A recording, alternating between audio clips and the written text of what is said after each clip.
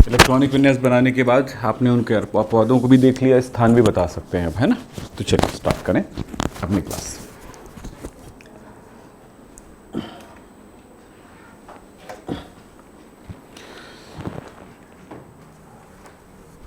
तो नमस्कार, मैं विक्रम सिंह, गुड मॉर्निंग। और आज की क्लास स्टार्ट करेंगे कि इलेक्ट्रॉनिक विन्यास की सहायता से हम संयोजकताएं कैसे ज्ञात कर सकते हैं।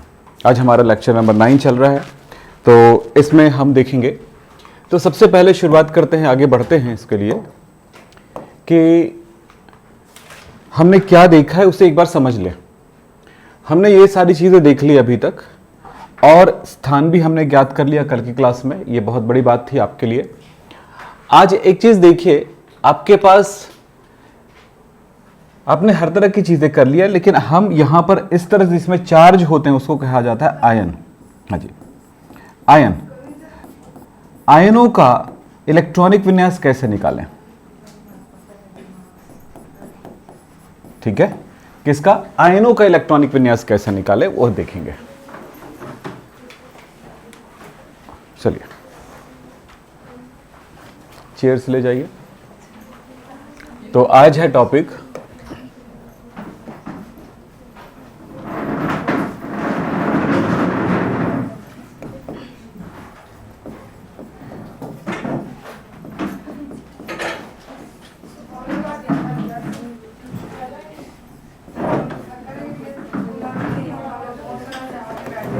आयनों का इलेक्ट्रॉनिक विन्यास कैसे निकालें, आज की क्लास होगी। अच्छा, आपको नहीं बुलाया गया, आज का रीजन ये था कि बेटा टाइम हो गया है, तो फिर रोज बुलाना अच्छा नहीं लगता है ना, हमें भी अच्छा नहीं लगता, आपको भी। तो समझ गए आप, टाइम पे अंदर आ जाया करें, ठीक? तो खुला ही था, कहाँ जाएगा वो। चल ठीक है, आ गए ना, चलिए ठीक है। कोई क्लास आगे नहीं बढ़ा है, टेंशन मत लीजिए। बस ये इस सबक के लिए कि ये चीज़ सीखे। सबक मतलब बुरा नहीं होता ना, सबक मतलब सीखना, ज्ञान। हाँ ले लो, एक दे दो बेटा, वैसे उधर ही उठा के दे दो उसको। तो क्या करें, हमेशा टाइम पे थोड़ा सा धक्का लगाओ, धक्का मुक्की करो। 7 बज गया मतलब, है ना। जैसे वो गेट खुल गया है ना, वो वाली, तो ये भी गेट खुल गई समझो, ठीक है। चलिए अब अपनी कॉपी ओपन कर लें और अपनी कॉपी चेक करें। कुछ चीज़ें बता रहा हूं मैं। पहला काम तो करेंगे आयंस का इलेक्ट्रॉनिक विन्यास निकालना। आयनों का इलेक्ट्रॉनिक विन्यास कैसे निकाला जाएगा? बेटा एक बार बताओ, मैं ये कहता हूं सोडियम, एक बार समझोगे समझ में आ जाएगा ना, ध्यान देना। सोडियम का परमाणु क्रमांक कितना होता है? 11। तो इसका क्या मतलब हुआ? इसमें इलेक्ट्रॉनों की संख्या, प्रोटॉनों की संख्या कितनी है? प्रोटॉनों की संख्या। अच्छा एक बात और बताता हूं आपको, ध्यान से सुनिएगा मेरी बातें। देखो कुछ सिंबल आप जानिए जरूर, कुछ सिंबल जानिए,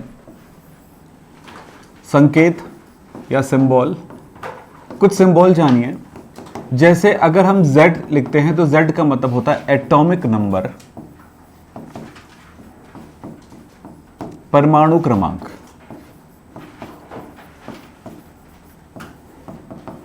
ठीक है। A लिखते हैं, इसका मतलब होता है एटॉमिक मास, एटॉमिक वेट।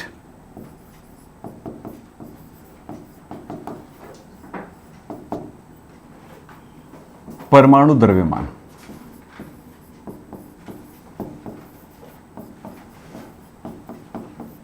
अब इस बात का भी ध्यान जानिए, P प्रोटॉन की संख्या परमाणु क्रमांक के बराबर होती है। इलेक्ट्रॉन की संख्या परमाणु क्रमांक माइनस ऑक्सीकरण संख्या के बराबर होती है।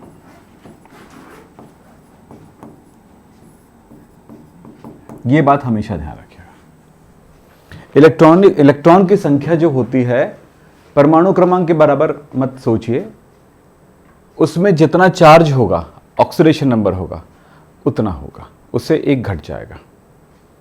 ठीक है, हम हमेशा यही सोचते हैं ना, इलेक्ट्रॉन प्रोटॉन, ये सिर्फ परमाणु के लिए संभव हो सकता है। लेकिन हम परमाणु की भी बात करते हैं दूसरे, जैसे परमाणु में बात करें, ये सोडियम है, तो सोडियम में कोई चार्ज ही नहीं है, तो इलेक्ट्रॉन की संख्या Z के बराबर है। Z मतलब परमाणु क्रमांक। परमाणु क्रमांक कितना है इसका? 11 ना, बोलो। परमाणु क्रमांक कितना? 11 है। तो इलेक्ट्रॉन की संख्या कितनी है? इसी के वजह से बराबर है।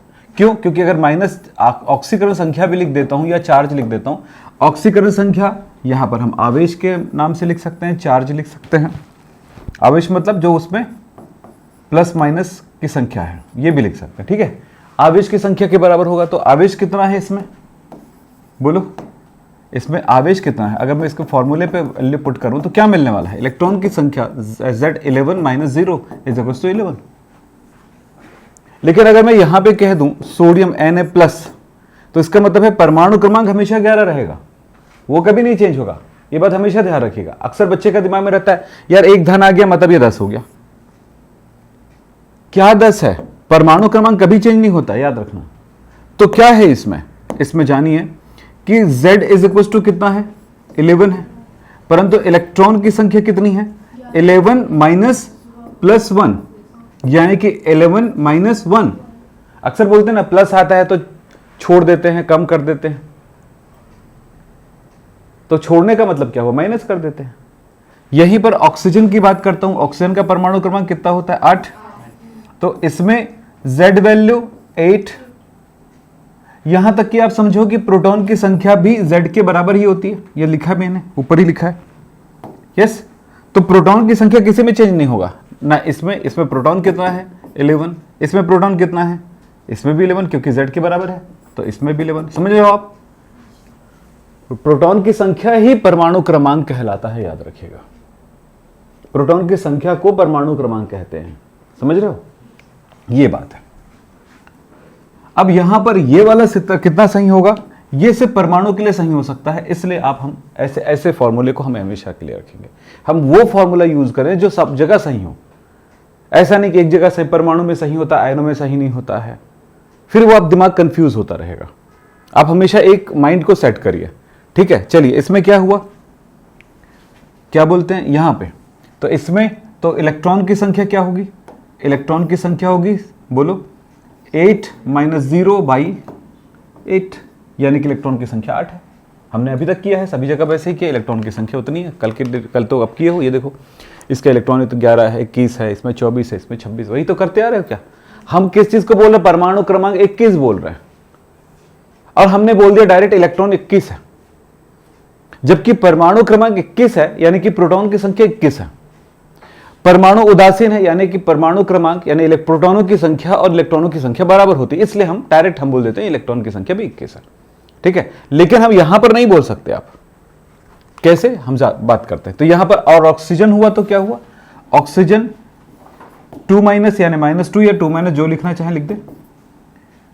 इसका भी कितना होता है, इस पर परमाणु क्रमांक 8 ही होगा, प्रोटॉनों की संख्या 8 ही होगी, इलेक्ट्रॉनों की संख्या क्या होगी, हाँ 8 minus -2 is equal to 8 plus 2 10।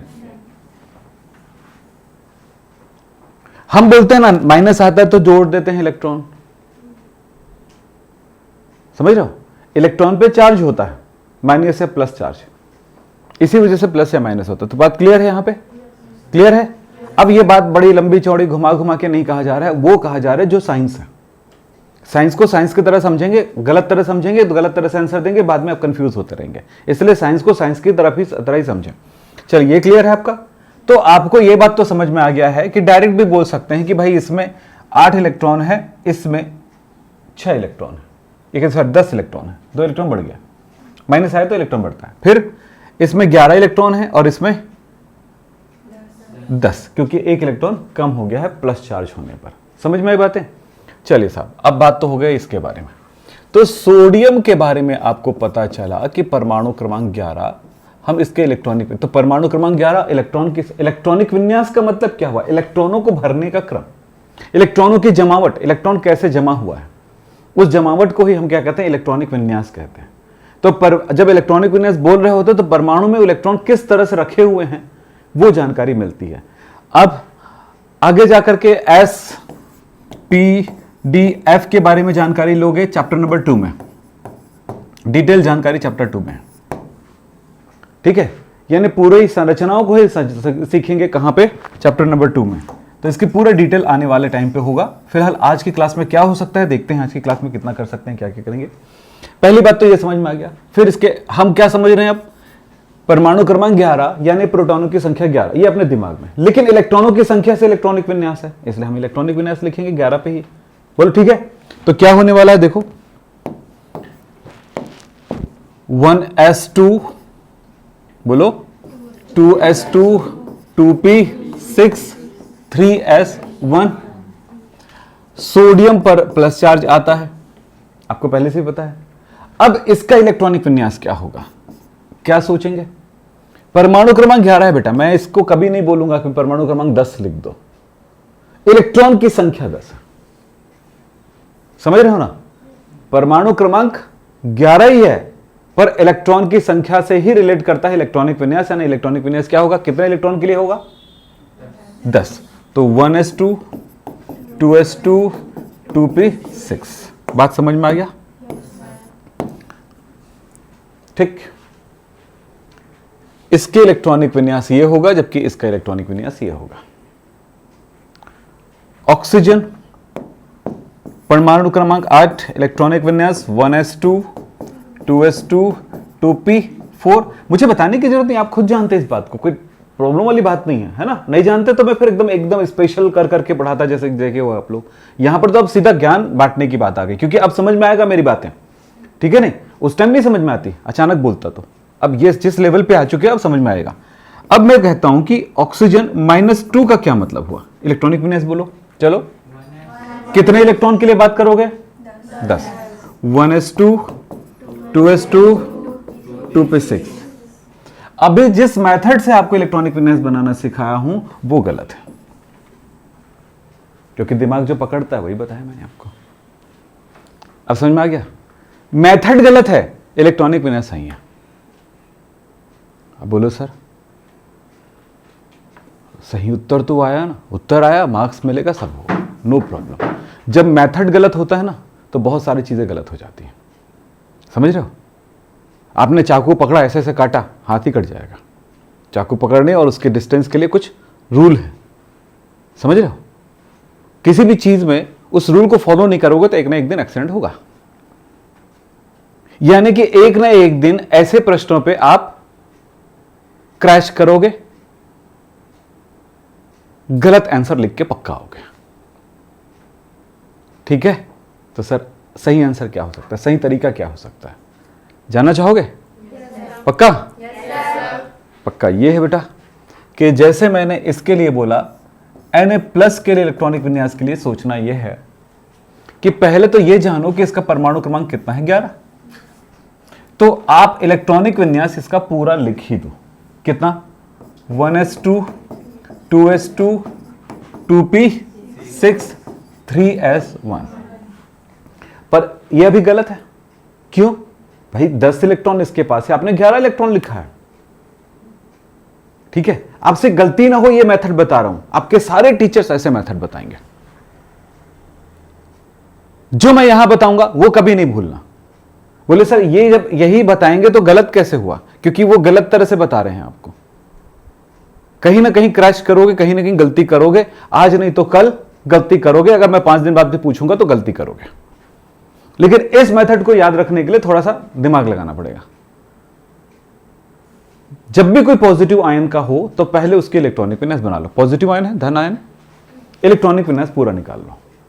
बेटा परमाणु में ये किस तरह से है? परमाणु का नाभिक है, इलेक्ट्रॉन है, इलेक्ट्रॉन इसमें भरा पहले 1s2, फिर इसमें भरा 2s2, 2p6, यस, तभी तो जाके आखिरी में भरा होगा क्या? 3s1।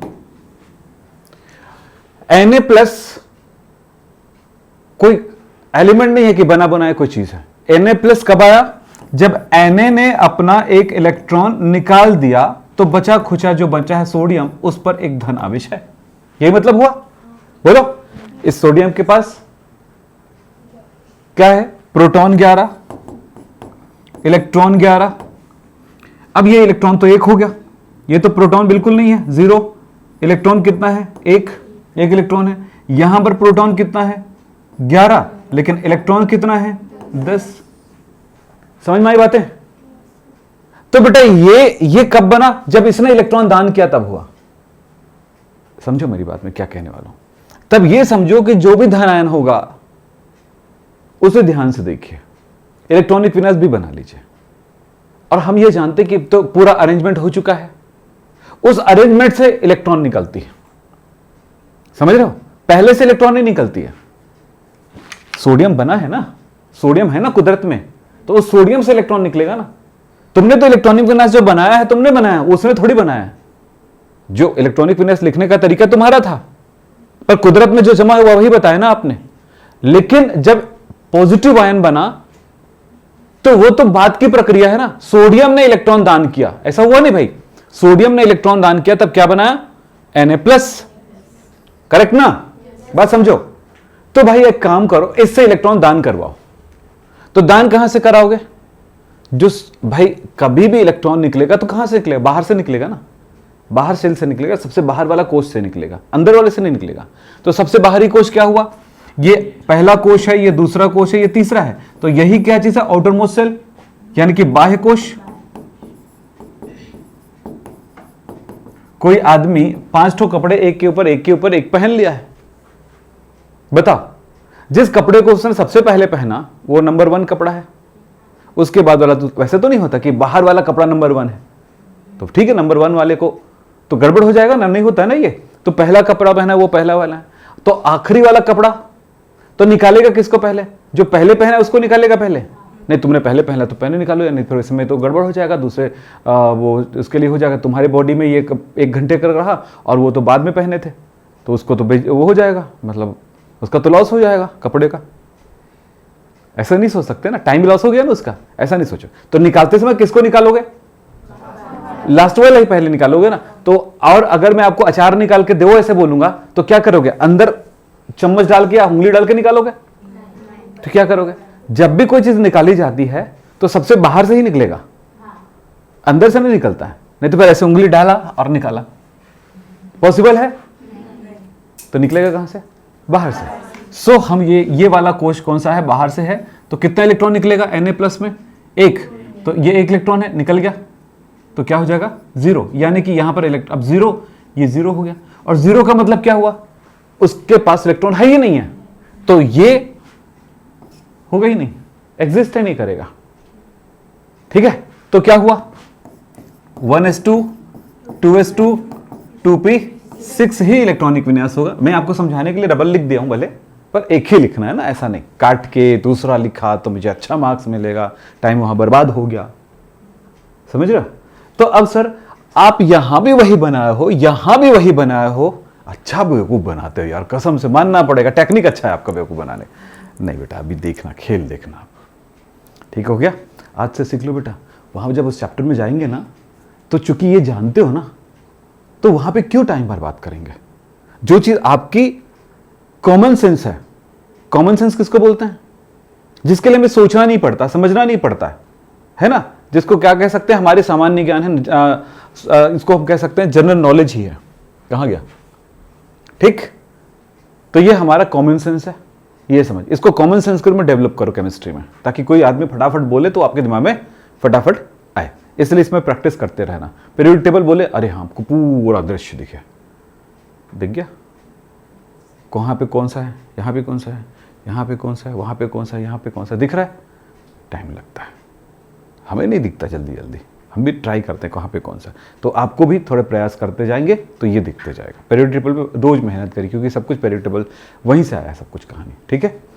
हर एक पढ़ाई में पीरियोडिक टेबल जरूरत पड़ेगी। मैं आपको पहले बता दूं, आपके स्कूल के टीचर एक बार पीरियोडिक टेबल याद करने के लिए बोलेंगे, उसका भूल जाएंगे, उसका यूज नहीं करेंगे। अब मेरे यहाँ पूरा यूज होगा, क्यों? क्योंकि केमिस्ट्री यूज करता है, मैं थोड़ी यूज करता हूँ, समझ रहे हो? जबरदस्ती ये याद क्यों करना? स्कूल में पूछते हैं क्या पीरियोडिक टेबल बनाओ? नहीं पूछते हैं, तो फिर क्यों याद करना? हम इसलिए याद करना कि केमिस्ट्री को समझना है, समझ रहे हो? चलो, ये हो गया, बात समझ में आई क्या हुआ, कैसे बना सकते हैं? क्लियर, समझ में आया? आया पक्का? चलो इसी खेल को खेलते हैं अब। Fe2+, परमाणु क्रमांक कितना होता है? 26। इलेक्ट्रॉनिक विन्यास क्या होगा? हमें बनाना किसका है? 24 का, हाँ, Fe का कि Fe+ का? Fe का बना के देखना है। तो Fe मतलब 26 इलेक्ट्रॉन का। तो क्या हुआ? इलेक्ट्रॉनिक विन्यास बनाओ, 1s2 2s2 2p6 3s2 3p6 4s 2 3d 6। Check कर लो। अब क्या करना है, 2 इलेक्ट्रॉन निकालना है ना, सही ना। तो आखिरी कोश कौन सा है, बोलो। 3d 6 आखिरी कोश है। ये नाभिक है, ये पहला ऊर्जा स्तर, ये दूसरा ऊर्जा स्तर, ये तीसरा ऊर्जा स्तर। यहां कितने ऊर्जा स्तर यूज हुआ है, 1 2 3 और ये 4। ओह गॉड,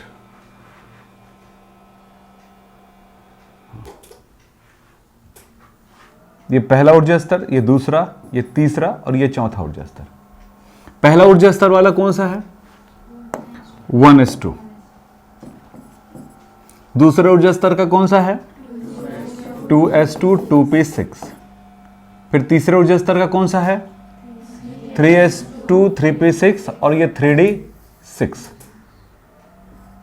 ये कौन सा, तीसरे का ना। तो 3s2 3p6 और 3d6 और ये चौथे ऊर्जा स्तर का 4s2। अब पहचानो बाह्य कोश कौन सा हुआ। अब समझ में आई कुछ बातें, आई समझ में। कितनों भी बता लो बच्चों को, गलती करेंगे ही। एक उदाहरण यहां पे बैठी है, समझ रहे हो ना। यही बात तुमको कह रहा हूं, एक उदाहरण 20 भी बन सकता है, ध्यान रखो। लेकिन अपने ऊपर यह हावी नहीं होने देना जो गलती कर रहे थे। क्या है यहां पे बताओ, क्या हो जाएगा ये। तो इलेक्ट्रॉन कहां से निकलेगा, कितना इलेक्ट्रॉन निकालने का अपने, 2। तो अब यहां से 2 ही तो है इसके पास, 2 इलेक्ट्रॉन निकल जाएगा। तो कितना हो जाएगा, 0। अब 0 हो गया तो ये इसका कोई मतलब नहीं, यहां पर इलेक्ट्रॉन ही नहीं है। तो वो एस कक्षा, मैंने बताया था जब जहाज ही नहीं है तो रास्ता कहां, ठीक है। उधर से जाता आता है इसलिए वो रास्ता है उसका, जिधर से गया जिधर से निकला वो वाली जगह उसके रास्ते हैं। तो ये कहानी है इसकी। लाइट चली गई है यार, आगे आगे। तो इस तरह से ये क्या हुआ, ये 0 होगा।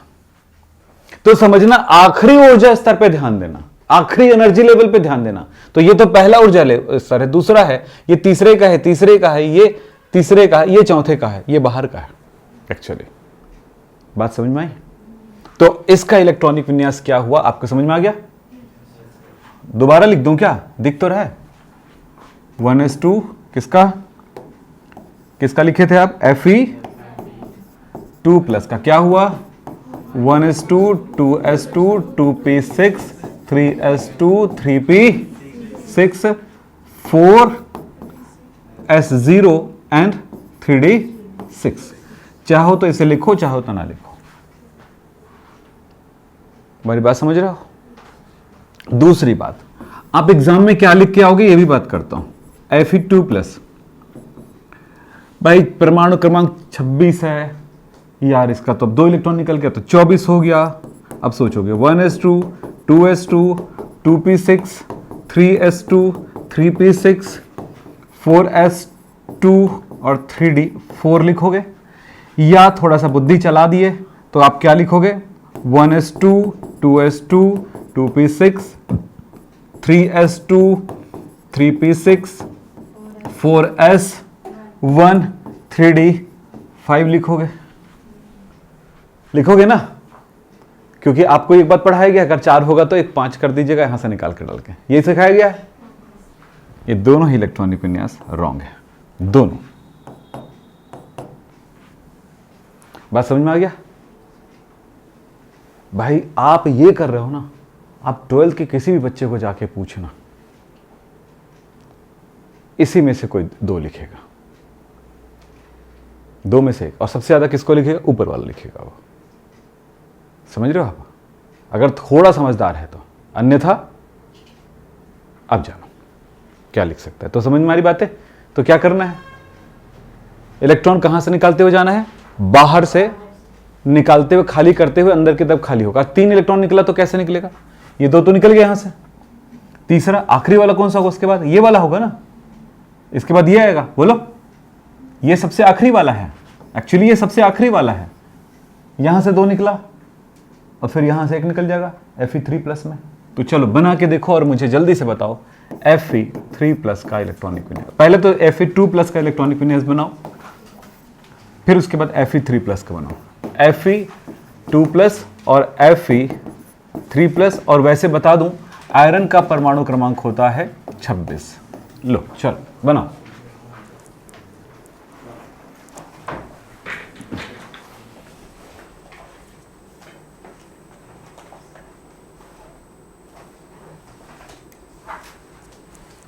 एक्चुअली दोनों साइड क्लास चल रहा है ना, इसलिए लोड ओवरलोड हो गया होगा इन्वर्टर में।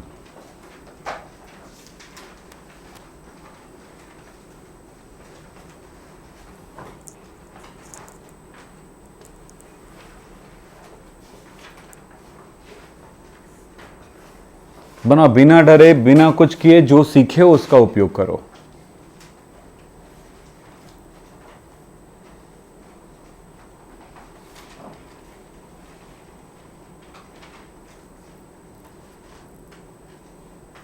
आपको याद आ रहा है आपने क्या सीखा है? आपको इलेक्ट्रॉनिक विन्यास बनाने आता है, ये तो पहला काम हो गया ना। आता है ना इलेक्ट्रॉनिक विन्यास बनाने? हाँ, अब ये तो आ गया। दूसरा काम यार, प्लस माइनस के लिए थोड़ा सा अब एक चीज ऐड करना है अपने दिमाग में। क्या क्या? उस तत्व का इलेक्ट्रॉनिक विन्यास एक बार बना के देख लो। फिर जो सबसे आखिरी वाला कोश का उसका निकालो, फिर अंदर वाला, फिर अंदर वाला, फिर अंदर वाला, जितना बोलता है उतना निकालो। ठीक है ना?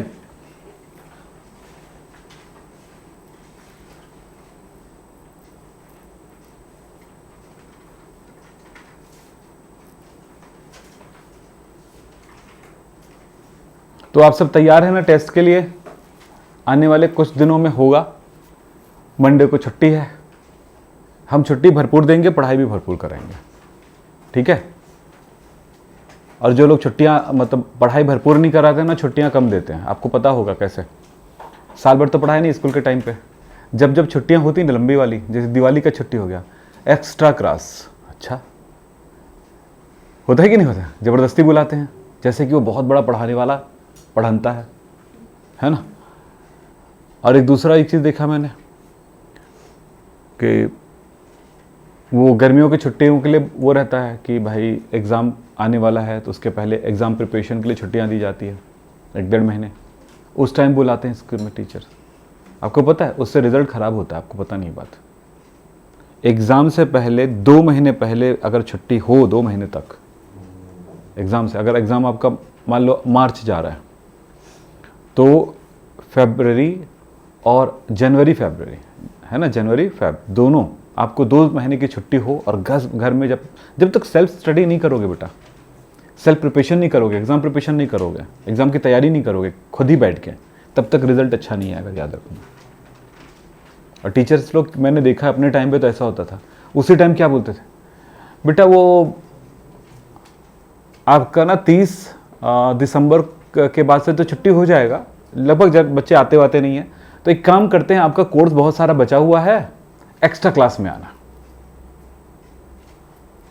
और मैं बहुत महान था इस मामले में, कभी भी एक्स्ट्रा क्लास बोला जाता था ना स्कूल में, कोई भी टीचर, मैं नहीं पहुंचता था, दूसरे दिन मेरे को बुलाते थे, सर क्यों नहीं आया? तो सर एक्स्ट्रा क्लास था ना, जरूरत नहीं थी, मुझे नहीं आया।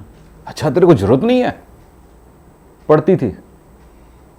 मैं बोला ठीक है मार ले, दिन भर झेलूंगा, उससे अच्छा है कि टक टक टक खत्म।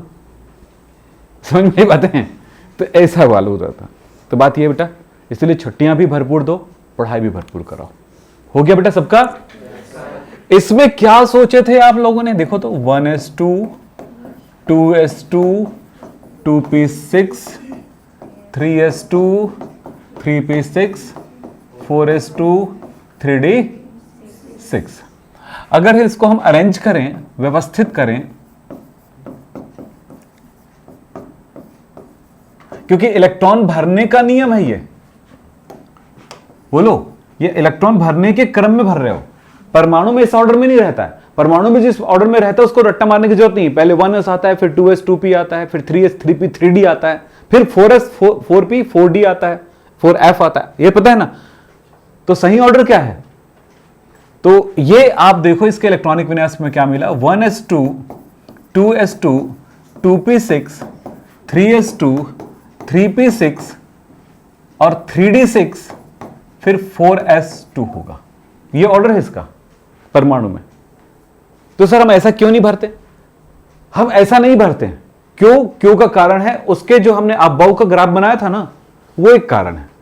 तो सर आपबाऊ के ग्राफ के अनुसार, तो आपबाऊ का ग्राफ क्या बताता है? एनर्जी बताता है, किस ऑर्बिटल की एनर्जी कितनी है, किस सबशेल की। यहां पर बात ये होता है 4s की एनर्जी की बात करूं, ऊर्जा की बात करूं, और 3D की ऊर्जा की बात करूं ना, तो आपको बता दूं 4s से 3D की ऊर्जा ज्यादा है। तो कम एनर्जी वाले में पहले भरेगा, अधिक एनर्जी में बाद में भरेगा। लेकिन भाई अलग बात है कि 3D पहले है परमाणु में और 4s बाद में है। ये व्यवस्था क्यों बताया? क्योंकि इसी क्रम में ये परमाणु में होते हैं। क्लियर है? बात समझ रहे हैं? मेरी बात समझ में आती है आपको? छत्तीसगढ़ी में बोलूं? छत्तीसगढ़ी में? अरे इसने रथे मैं शायद ज्यादा नहीं बोल पाऊंगा, है ना? तो बात समझ में आई? बातें क्या बोला, समझ में आई? हाँ, तो होता यह है कि इसी क्रम में हम इलेक्ट्रॉन भरेंगे। जो आपबाऊ का ग्राफ है ये दिमाग में पकड़ लो, ठीक है? और परमाणु में वो जिस क्रम में होता है, हम जब भी इलेक्ट्रॉन निकालना हो तो हम उसी ऑर्डर में रखेंगे जिस परमाणु में, जिस क्रम में होते हैं। हम या तो इसको ऐसे बना के अब निकाल सकते हैं इलेक्ट्रॉन, यस, या फिर कैसे निकाल सकते थे हमको पता है, पहले 4s तो आखिरी का है, यहां से निकाल करके इसमें निकालेंगे। दो तरीके बोल सकते हैं। दिमाग खोलो बेटा, सोचो और दिमाग को बढ़ाओ, वो मत करो, प्रोसेस करो। और ये मत सोचो कि यार मैं पकड़ के रखूंगा ध्यान, नहीं तो भी ये भूल जाएगा। ऐसा नहीं, 4s से पहले निकाले, ऐसा कुछ नहीं। बस ये सोचो कौन कहां पे होता है, दिमाग सेट कर लो बस। ओके, क्लियर है? आज प्रैक्टिस करना, यही सब प्रैक्टिस है आज का। आप जिस चीज को सोचते हो ना बेटा, इसे चुटकी बजाते हो जाता है, नहीं होता है, बहुत सारे टाइम लगते हैं इसमें। तो इलेक्ट्रॉनिक विन्यास इसका क्या होगा? Fe2+ का हम जरा देखें। Fe2+ का इलेक्ट्रॉनिक विन्यास होगा, आखिरी का इलेक्ट्रॉन निकालते हुए चलेंगे हम, खत्म करेंगे। यही कहानी है ना? अगर व्यवस्थित कर दिए तो बड़ा आसान हो जाता है, नहीं किए तो फिर सोचना पड़ेगा कि कौन बाहर का है ना? ऐसे अब बोलो सर मैं ऐसा इलेक्ट्रॉनिक विन्यास लिख सकती हूं क्या, लिख सकता हूं क्या, ऐसा कौन सा? ये दोनों में से कोई भी लिखेंगे राइट है। समझ रहे हैं आप? लिखने के तरीके में। लेकिन भरने का क्रम क्या हुआ?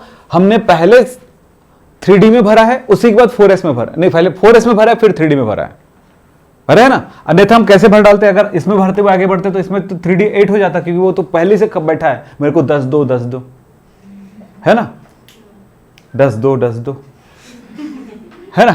तो यहां पर वो 10 वाली बात नहीं आएगी, पहले बात आएगी, पहले 4s को भरूंगा उसके बाद जाऊंगा। बोले क्यों? 4s छोटा भाई है ना बेटा यानी कम एनर्जी वाला है ना, उसको पहले भर लेता हूं तब तुम्हारे पास आऊंगा। ठीक?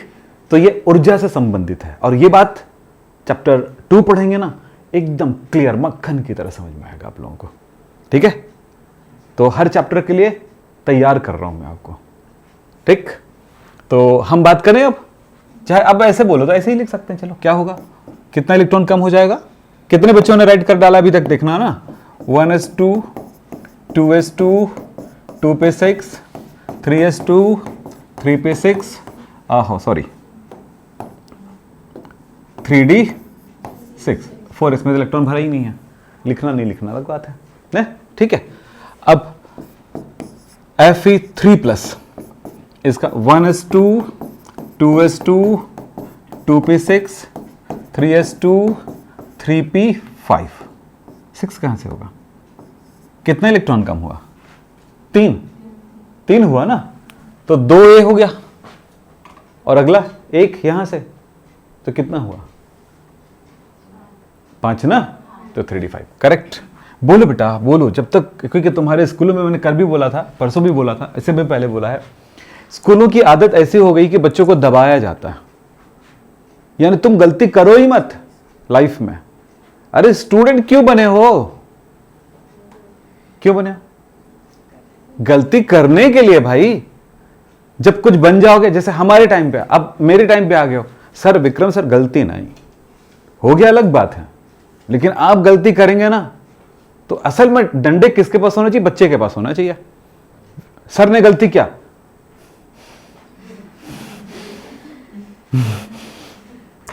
समझ में बातें, सब मार लो एक एक करके, ये होना चाहिए। अब ऐसा तो हो नहीं सकता, कानून तो अलग है ना। जिसके बोलते हैं ना, जिसके हाथ में डंडे उसी के भैंस, है ना, क्या बोलते हैं उसको?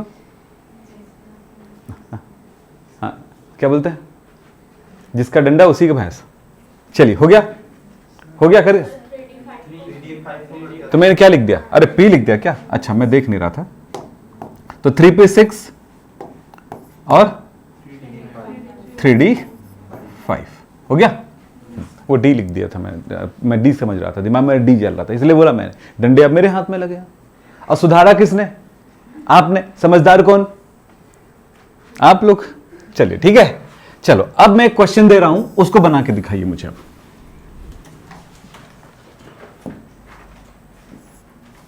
मैं दे रहा हूं Cu+ और Cu+2, Cu+ और Cu+। टाइम हो चुका है? नहीं हुआ, बचा अभी थोड़ा सा।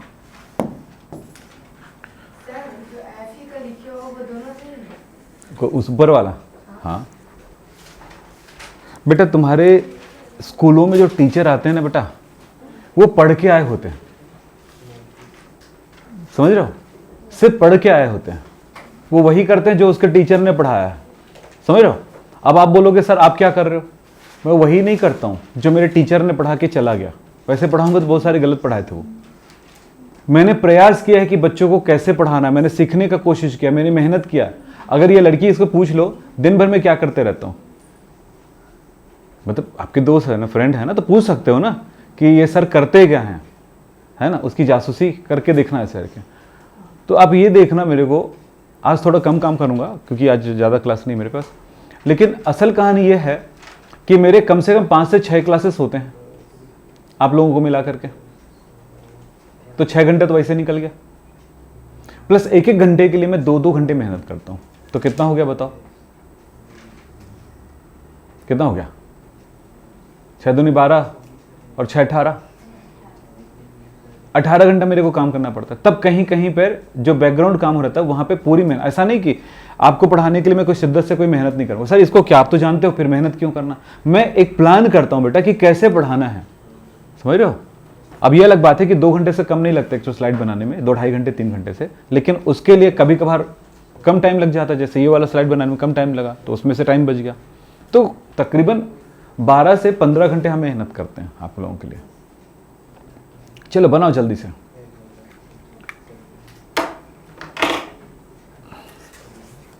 अब मैं ये क्यों बता रहा हूं हम मेहनत करते हैं? क्योंकि मेहनत करना पड़ेगा आपको, अगर आपको सही करना है तो।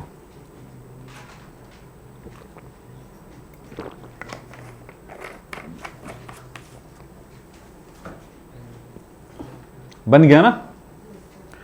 अब कॉपर का इलेक्ट्रॉनिक विन्यास बना रहे हो तो आपकी समझ कहां तक जाती है वो देखना चाहते हैं हम एक बार, ठीक है?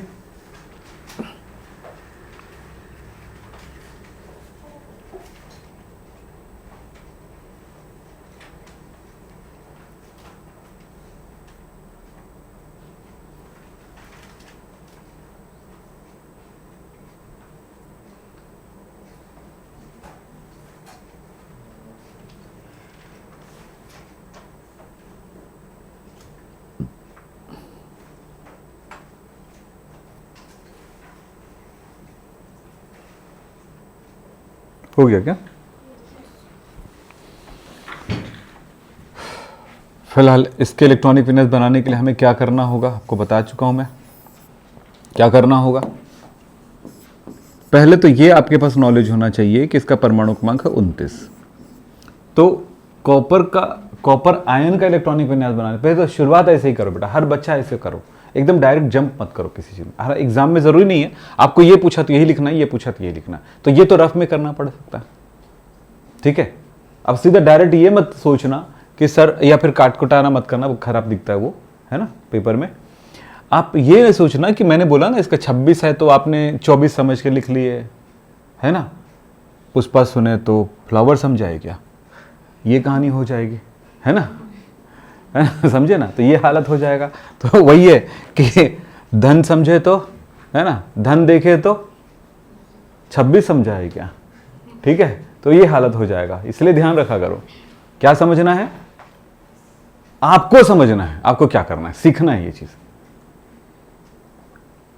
90% बच्चे गलती करते हैं, और मेरे पढ़ाने के बाद मेरे क्लास में अगर 100 बच्चे होंगे इतना सिखाने के बाद, पर इस बात पे वो बिल्कुल लेना है, रोज तो पढ़ते हैं भाई, क्या है स्पेशल, क्या है, रोज तो भजिया दे रहे हैं, क्या है स्पेशल है, एक आध दिन केक मिल गया, अबे उस दिन केक खिलाया था हमको याद था, तो एक आध दिन ऐसे कर सकते बेटा, रोज ना आप लोग पढ़ के आओ, एक दिन में पढ़ा दूंगा तो पता चलेगा कि भजिया के साथ रोटी, एक दिन केक मिला है, नहीं हो सकता ना ऐसा।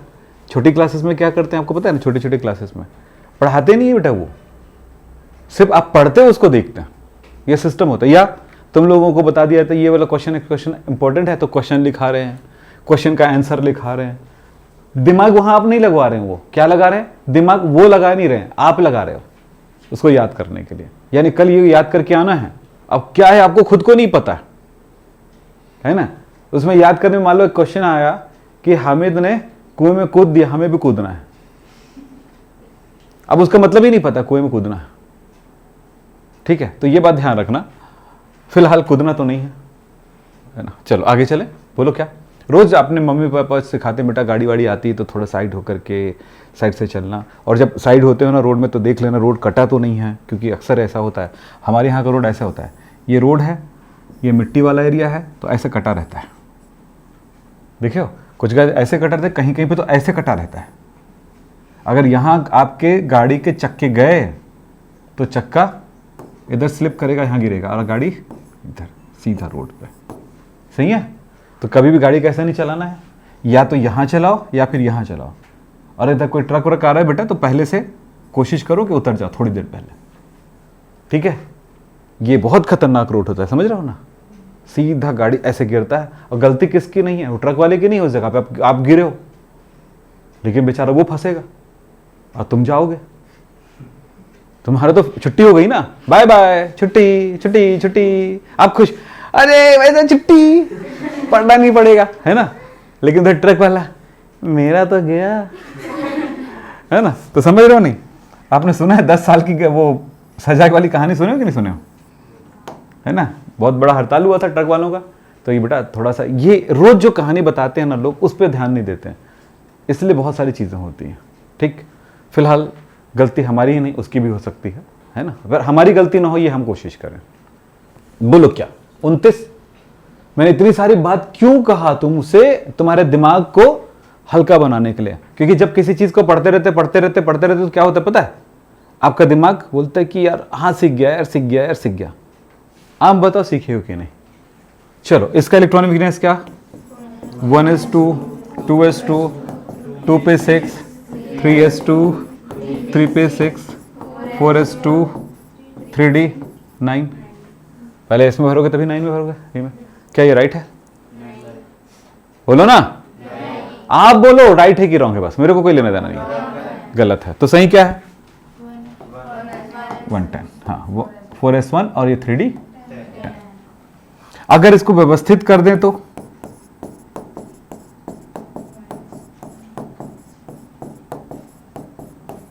ठीक, 3d 10 4s यही है। मैं अगर बोलूं Cu प्लस का तो क्या इलेक्ट्रॉनिक विन्यास होगा, बोलो।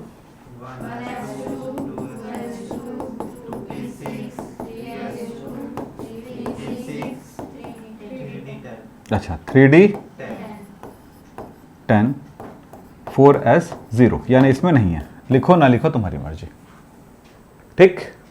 अब Cu प्लस 2 का क्या होगा, 1s2 बोलो, 2s2, 2 पे 6, 3s2, 3 पे 6, 3d 9। 8 कहां से आ जाएगा, 8 कहां से आ जाएगा,